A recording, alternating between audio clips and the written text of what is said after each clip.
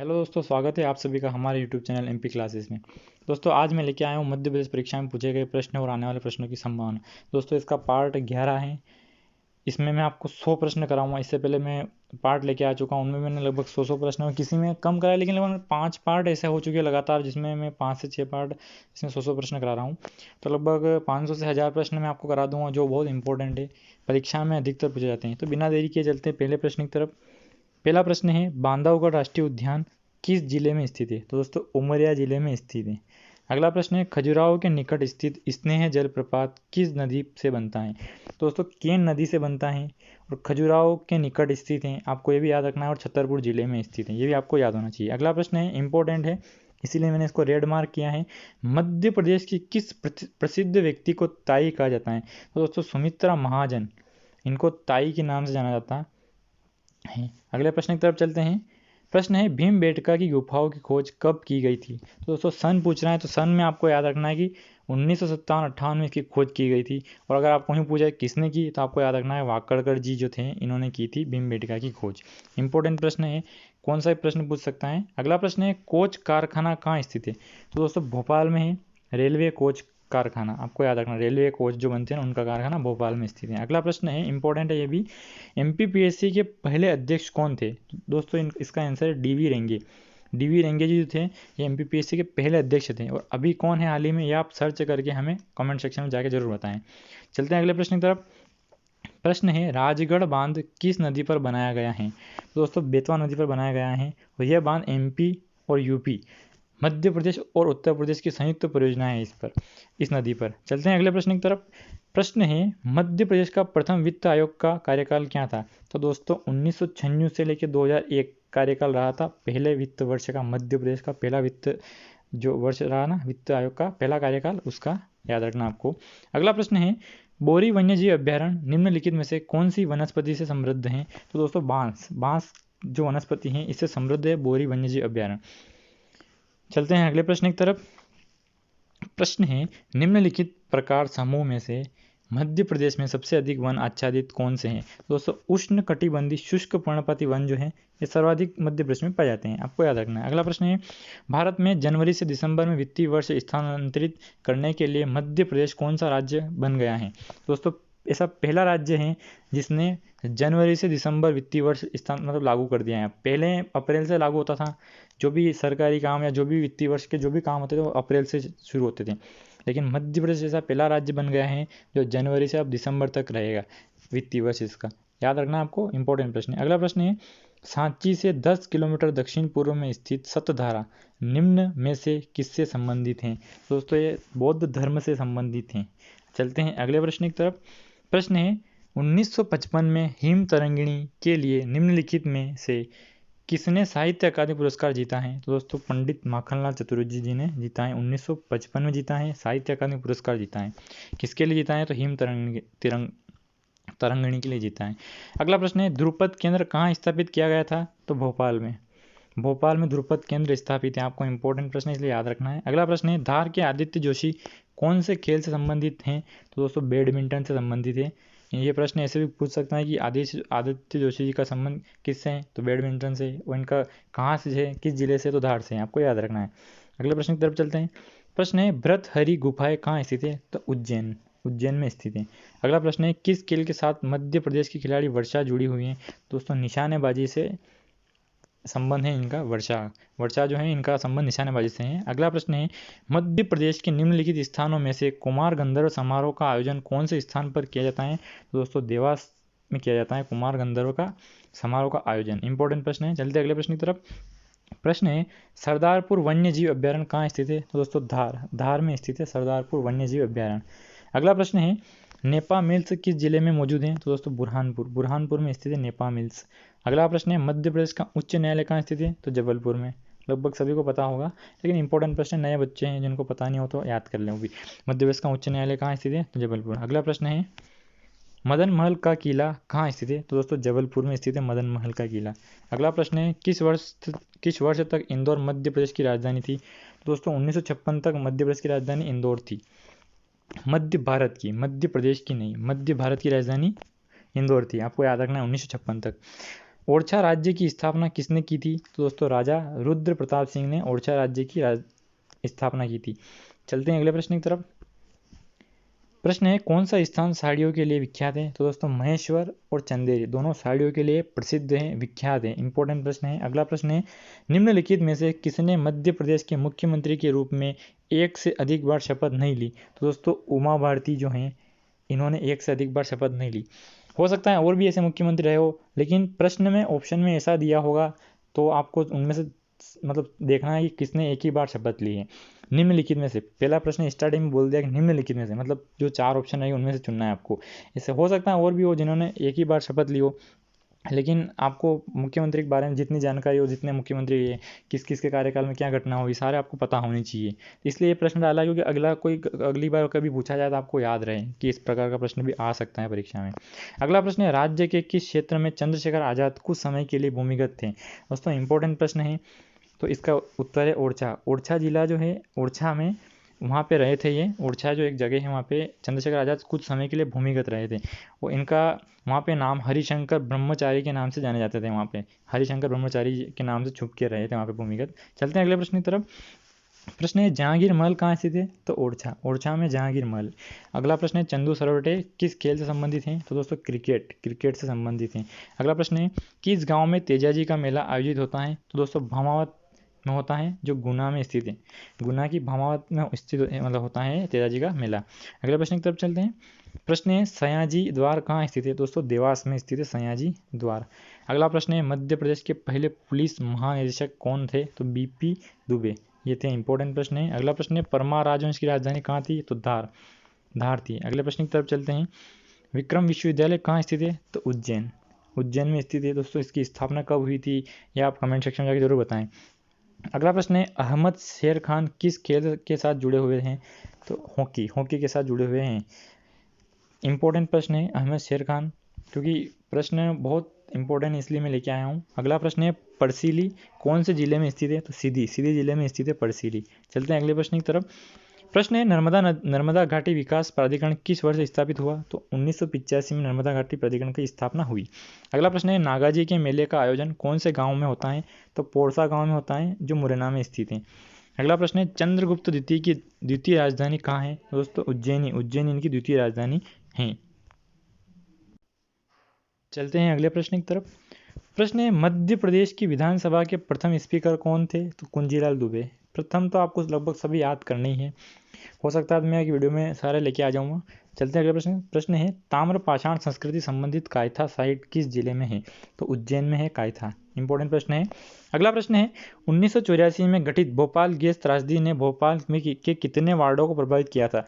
दोस्तों इसका उत्तर 36 है। आपको याद रखना, क्योंकि ये प्रश्न अगर परीक्षा में पूछा जाएगा तो आपको वार्ड कहीं देखने मिलेंगे नहीं, क्योंकि ये प्रश्न एक बार पूछा गया था, इंपॉर्टेंट प्रश्न भी है। अब आप वहाँ सोचोगे ऐसे ऐसे कहाँ से उठा के दिया मतलब प्रश्न, तो आपको याद रखना है कि प्रश्न कहीं से पूछ सकते हैं, क्योंकि वो आपको पास भी करना जाता है तो फेल भी करना जाता है एग्जामिनर। चलते हैं अगले प्रश्न की तरफ। प्रश्न है निम्नलिखित जिलों में से कौन से जिले में मठ घोंगरा का मेला लगता है? दोस्तों सिवनी जिले में लगता है और ये मेला 15 दिन तक लगता है। ये भी इंपॉर्टेंट प्रश्न है। अगला प्रश्न है Indian of science education and research Madhya Pradesh के किस जगह पर स्थित है? तो भोपाल। इंपॉर्टेंट प्रश्न है। अगला प्रश्न है कान्हा के शुभंकर द भूर सिंह द बारासिंगा के साथ आए व्यंग्य चित्रकार का नाम क्या है? तो दोस्तों रोहन चक्रवर्ती। इंपॉर्टेंट प्रश्न है, चित्रकार का नाम है रोहन चक्रवर्ती, याद रखना आपको। चलते हैं अगले प्रश्न की तरफ। प्रश्न है कौन से शहर को भारत का आयुध केंद्र कहा जाता है? दोस्तों जबलपुर, जबलपुर को भारत का आयुध केंद्र कहा जाता है। मध्य प्रदेश का नहीं पूछ रहा है वो, भारत का। अगला प्रश्न है मध्य प्रदेश में दुनिया का पहला श्वेत टाइगर सफारी कहाँ खोला गया है? तो मुकुंदपुर में खोला गया है, जो रीवा में स्थित है। अगला प्रश्न है मध्य प्रदेश में कौन से स्थान को डेट्राइट गायब कहते हैं? ये गायब नहीं कहते हैं, आपको याद रखना, कहते हैं। तो प्रीतमपुर जो धार में स्थित है, इसे मध्य प्रदेश का डेट्राइट कहते हैं। अगला प्रश्न की तरफ चलते हैं। प्रश्न है कन्या साक्षरता प्रोत्साहन किस क्षेत्र में बढ़ावा देने के लिए जनवरी 2006 में शुरू किया गया था? तो लड़कियों के प्राथमिक शिक्षा के क्षेत्र को बढ़ावा देने के लिए शुरू किया गया था कन्या साक्षरता प्रोत्साहन, जो 2006 में शुरू किया गया था। अगला प्रश्न है इंदौर में जन्मे बदरुद्दीन जमालुद्दीन काजी को किस नाम से जाना जाता है? तो जॉनी वॉकर, जो फिल्मों में देखे गए होंगे आपको, आप देखना सर्च करना कहीं मिल जाएंगे आपको। जॉनी वॉकर जी ये कॉमेडी करते थे फिल्मों में। चलते हैं अगले प्रश्न की तरफ। पांडव गुफाएं कहाँ कहाँ की प्रसिद्ध पर्यटन स्थल है? तो पंचमढ़ी की पर्यटन स्थल है। चलते हैं अगले प्रश्न की तरफ। प्रश्न है महर्षि पाणिनि विश्वविद्यालय उज्जैन में कब स्थापित किया गया? 2008 में। इंपॉर्टेंट प्रश्न है कि महर्षि पाणिनि विश्वविद्यालय कहाँ स्थित है? उज्जैन में स्थित है। इसकी स्थापना कब की गई? तो 2008 में की गई। ये भी आपको याद रखना है। अगला प्रश्न है शहद उत्पादन में पहला जिला कौन सा है? तो मुरैना। मुरैना शहद उत्पादन में, सरसों उत्पादन में ये प्रथम जिला है, याद रखना आपको। अगला प्रश्न है होशंगाबाद प्रतिभूति कागज सिक्योरिटी पेपर मिल की स्थापना कब हुई? तो 1967। याद रखना आपको, 1967 में इसकी स्थापना हुई सिक्योरिटी पेपर मिल, जो कहाँ स्थित है? तो होशंगाबाद में स्थित है। अगले प्रश्न की तरफ चलते हैं। प्रश्न है चिंताहरण गणेश मंदिर व रानी सती दादी का मंदिर कहाँ है? तो आगर मालवा में है। ये भी अगला प्रश्न है बरगी बांध किस नदी पर स्थित है? तो नर्मदा नदी पर स्थित है बरगी बांध। अगला प्रश्न है कान्हा राष्ट्रीय उद्यान का अनमोल रत्न कौन सा है? तो बारहसिंगा। अधिकतर बारहसिंगा कान्हा राष्ट्रीय उद्यान में पाया जाता है, जो ब्रेडरी प्रजाति का है। चलते हैं अगले प्रश्न की तरफ। प्रश्न है फाग की किस क्षेत्र का लोकप्रिय लोक गायन है? दोस्तों निमाड़। निमाड़ क्षेत्र का लोक गायन है फाग। अगला प्रश्न है पारसीली कौन सी नदी के किनारे स्थित है? तो बनास नदी के किनारे स्थित है। अगला प्रश्न है मध्य प्रदेश से भोपाल किस वर्ष में विलय हुआ था? तो 1956 में मध्य प्रदेश में भोपाल विलय हुआ, मध्य प्रदेश से मतलब भोपाल विलय हुआ था। पहले भोपाल रियासत जो थी वो मध्य प्रदेश में विलय होना नहीं चाहती थी, पाकिस्तान के साथ जाना चाहती थी, ऐसा कुछ सुनने मतलब आपने पढ़ा होगा और मैं बता दूं। तो फिर क्या है कि इसको विलय किया गया, तो 1956 में मध्य प्रदेश में विलय हुई थी भोपाल। चलते हैं अगले प्रश्न की तरफ। प्रश्न है भेड़ाघाट कहाँ का पर्यटन स्थल है? तो जबलपुर। जबलपुर का पर्यटन स्थल है। अगला प्रश्न है घाटी गाँव वन्य जीव अभ्यारण्य ग्वालियर की स्थापना किस वर्ष हुई? तो 1981 में हुई घाटी गाँव वन्य जीव अभ्यारण्य, जो ग्वालियर में स्थित है। ये भी आपको याद रखना है घाटी गाँव वन्य जीव अभ्यारण्य कहाँ स्थित है? तो ग्वालियर में। अगला प्रश्न है कौन से जिले से केन नदी निकलती है? तो जबलपुर जिले से केन नदी निकलती है। अगले प्रश्न की तरफ चलते हैं। मध्य प्रदेश में कहाँ कहाँ विशेष आर्थिक क्षेत्र हैं? तो इंदौर और ग्वालियर में विशेष आर्थिक क्षेत्र स्थित हैं। अगला प्रश्न है कौन सी जगह धातु शिल्प विशेषकर रथ निर्माण और पीतल के घोड़े और पहिए के लिए प्रसिद्ध हैं? तो टीकमगढ़। टीकमगढ़ वह स्थान है जो धातु शिल्प विशेषकर रथ निर्माण और पीतल के घोड़े और पहिए के लिए प्रसिद्ध है। अगला प्रश्न है किसने रैखिक प्रोग्रामिंग के बहुपद एल्गोरिथम का आविष्कार किया था? दोस्तों नरेंद्र कर्मकार जो है, इन्होंने इसका आविष्कार किया था, रैखिक प्रोग्रामिंग जो बहुपद एल्गोरिथम होती है ना उसका। और इनका संबंध मध्य प्रदेश से है और इनका जन्म ग्वालियर में हुआ था। ये भी आपको याद रखना है। दोस्तों एक गणित से संबंधित थे, ये भी आपको, ये गणितज्ञ थे। अगला हो सकता है मैं आगे प्रश्न डाल रखा होगा। चलते हैं अगले प्रश्न की तरफ। प्रश्न है भर्तृहरि लोक कथाओं का पाठ किस क्षेत्र में होता है? तो मालवा क्षेत्र में होता है भर्तृहरि लोक कथाओं का पाठ। अगला प्रश्न है दूसरी बार राष्ट्रपति शासन कब लगाया गया था मध्य प्रदेश में? तो 1980 में दूसरी बार राष्ट्रीय शासन लगाया गया था। जिस समय मुख्यमंत्री कौन थे? तो सुंदरलाल पटवा जी थे मुख्यमंत्री। ये भी आपको याद रखना है। अगला प्रश्न है होशंगाबाद प्रतिभूति कागज कारखाना का उद्घाटन मोरारजी ने किया था, जो तात्कालिक थे। दोस्तों मोरारजी देसाई ने किया था। उस समय तात्कालिक ये क्या थे? तो भारत के तात्कालिक उप प्रधानमंत्री थे ये। आपको ये भी याद रखना है। घुमा फिरा के प्रश्न पूछ सकता है कि जो कारखाना है प्रतिभूति कागज कारखाना, इसके मतलब उद्घाटन किसने किया था? तो आपको वही भी याद रखना है कि मोरारजी देसाई जी ने किया था। चलते हैं अगले प्रश्न की तरफ। अगला प्रश्न है सतना में आमतौर पर बोली जाने वाली बोली है? तो बघेली। बघेली बोली बोली जाती है आमतौर पर। ममता शर्मा एक विख्यात है दोस्तों, गायिका हैं। इनका जन्म ग्वालियर में हुआ था। ये भी आपको याद रखना है। दोस्तों बहुत महत्वपूर्ण गायिका हैं, आप देखना आपको पता चल जाएगा कौन है। अगला प्रश्न है धार के भोजशाला के मंदिर की छवि अब एक संग्रहालय में प्रदर्शित की गई है? दोस्तों लंदन संग्रहालय में प्रदर्शित की गई है धार के भोजशाला के मंदिर की छवि। अगले प्रश्न की तरफ चलते हैं। प्रश्न है भारत भवन में कितने वर्ग हैं? दोस्तों 6 वर्ग हैं। इंपॉर्टेंट प्रश्न है। अगला प्रश्न है रानी दुर्गावती संग्रहालय किस नगर में स्थित है? तो जबलपुर में स्थित है रानी दुर्गावती संग्रहालय। अगला प्रश्न है किस जिले में सर्वाधिक मेले आयोजित किए जाते हैं? तो उज्जैन। इंपॉर्टेंट प्रश्न है, अगर परीक्षा में पूछा जाएगा तो उज्जैन बहुत कम लगाएंगे, बाकी दूसरे जिले लगा दोगे आप। तो याद रखना है कि किस जिले में सर्वाधिक मेले आयोजित किए जाते हैं? तो उज्जैन जिले में सर्वाधिक मेले आयोजित किए जाते हैं। अगले प्रश्न की तरफ चलते हैं। बाबा अलाउद्दीन खान किस वाद्य यंत्र से संबंधित हैं? तो सरोद। सरोद से संबंधित हैं बाबा अलाउद्दीन खान। अगला प्रश्न है मूल रूप से खजुराहो में कितने मंदिर है? दोस्तों इंपॉर्टेंट प्रश्न है। मूल रूप से खजुराहो में 85 मंदिर थे, जो अब वर्तमान में केवल 22 मंदिर रह गए हैं। बाकी सारे टूट गए हैं, किसी ने आक्रमण के समय टूट गए थे, कुछ तोड़ दिए गए थे, ऐसे करके अब 22 मंदिर है। तो वर्तमान में कितने परीक्षा में ये पूछेगा तो आपको याद रखना है 22, और मूल रूप से कितने थे? तो 85। इंपॉर्टेंट प्रश्न है दोस्तों, आपको याद रखना है, परीक्षा में पूछा गया था, फिर पूछा जा सकता है। अगला प्रश्न है 1857 के विद्रोह के दौरान स्वतंत्र सेनानियों के कब्जे में धार का किला किस तारीख तक आया? तो दोस्तों 31 अक्टूबर 1857 तक आ गया था। परीक्षा में ऐसा प्रश्न पूछा गया था ये। 31 अक्टूबर 1857 तक आ गया था, याद रखना आपको। चलते हैं अगले प्रश्न की तरफ। रीवा पन्ना के पठार को किस नाम जाना जाता है? तो विंध्य का पठार के नाम से जाना जाता है। अगला प्रश्न है, मध्य प्रदेश देश में किस का सबसे बड़ा उत्पादक है? तो तिलहन और सोयाबीन का सबसे बड़ा उत्पादक है। सोया प्रदेश भी कहते हैं इसको मध्य प्रदेश को, ये भी आपको याद रखना है। और तिलहन का भी सबसे अधिक उत्पादक करता है मध्य प्रदेश। अगला प्रश्न है, बाण सागर बांध किस नदी पर स्थित है? तो सोन नदी पर स्थित है बाण सागर बांध। चलते हैं अगले प्रश्न की तरफ। प्रश्न है, किस खेल के साथ रूप सिंह बेस जुड़े थे? तो हॉकी से जुड़े हुए थे रूप सिंह बेस। अगला प्रश्न है, कैसा छंद बना देती हैं के लेखक कौन है? तो पंडित माखनलाल चतुर्वेदी। इंपॉर्टेंट प्रश्न है ये। इनका संबंध मध्य प्रदेश से है, इसलिए इसी इनके मतलब जो भी लेखक है इनके बारे में आपको याद करना है। इनके कौन कौन सी कविताएं लिखी, क्या कौन कौन से जो भी लिखी हुई चीज़ें वो भी आपको याद होना चाहिए। अगला प्रश्न है, मालवा की मुस्लिम सल्तनत की राजधानी क्या थी? तो दोस्तों मालवा की मुस्लिम सल्तनत की राजधानी मांडू थी। इंपॉर्टेंट प्रश्न है। अगले प्रश्न की तरफ चलते हैं। मध्य प्रदेश में एशिया का सबसे बड़ा सौर ऊर्जा संयंत्र कहाँ स्थापित किया गया है? तो रीवा सौर ऊर्जा संयंत्र। अगला प्रश्न है, मध्य प्रदेश में कौन सी जगह को नृत्य के महोत्सव को जाना जाता है? तो खजुराहो।